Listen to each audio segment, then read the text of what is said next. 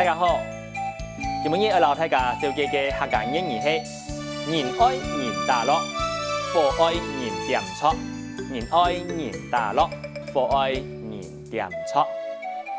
有时节，你人而受到外在的刺激，才会激发出自家的潜能。就像那火同样，要有人点才会错。比如讲，你自家在操场上走，都知道难。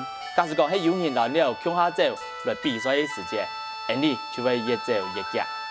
一下，你再来念一道：人爱人大乐，佛爱人点错；人爱人大乐，佛爱人点错。希望大家嘅收看，安子说，张来了。